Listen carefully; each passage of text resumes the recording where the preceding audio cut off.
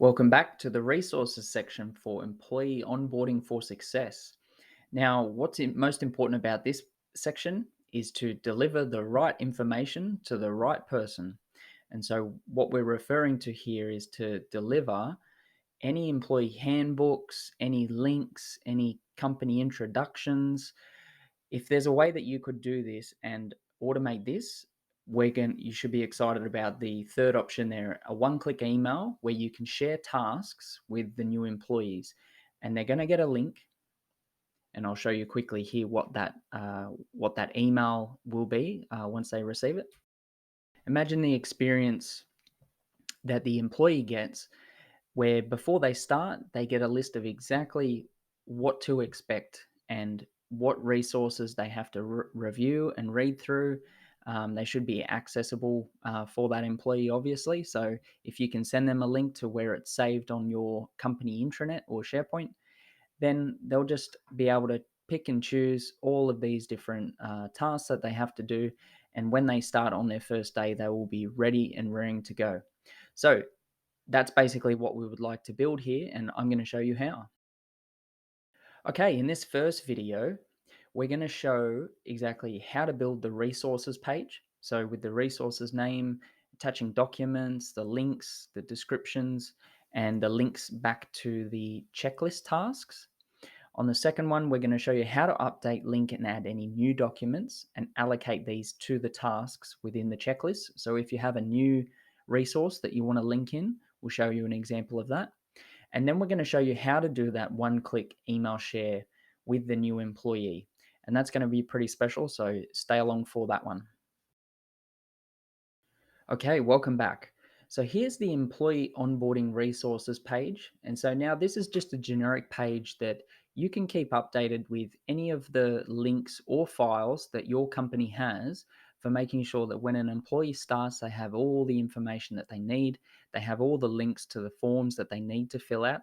And just so that, because it's obviously a complex process, if you don't have a HR system that automatically does this, this is basically the cheapest way that you can get across with automation and a process that will allow those employees to feel like they're wanted, and they'll give the confidence that they're in the right spot.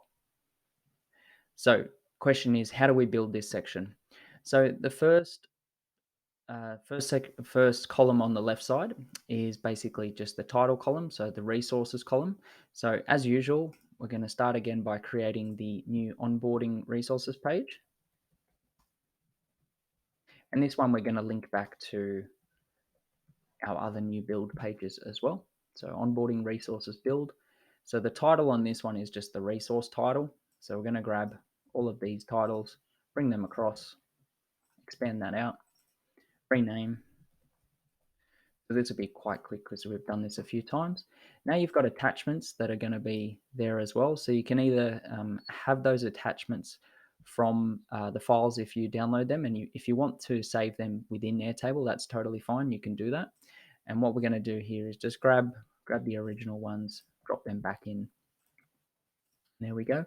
So the description of each of these resources, that's totally fine. This is just a long form section, so we'll just add it in there. Just rename it. Resource description. Next, the next item and column to create is a link to the file. So what we have set up is a SharePoint site. And if you have a SharePoint site or a Dropbox link, any sort of link that you can copy, we want to drop that into this here. So you can actually create a URL style column. So we'll customize this status field. Call it link to doc. We're going to scroll down to this one. So a URL. And then it'll tell you if the URL is not valid, but we're going to save there. And so what I love about this is that if you've got an intranet SharePoint site for your business, and those files typically don't change and the file addresses don't change. So if it is a static file address, what's really good about that is if the other department continuously updates those documents, and you don't have a link to that particular file, you would be forever trying to remember each of those links to then update the new employees that are starting. So with this one, basically you can have the same link anytime, but if the link does update, obviously you would need to update that link as well. So we're just going to drop in these existing ones, and they are a click and go link. So let's show this as an example. So we'll click on this link. This is just housed on my SharePoint site and just an example PDF that they can do. You could send them off to a form as well, so a dynamic form that they could fill in. You can send them to any website address. You can send them to documents to download anywhere that is accessible through a browser. So I love that option there. Thanks for watching the How to Create Resources table video. In the next video, we're going to show you how to update those links and allocate documents to the onboarding tasks. See you then.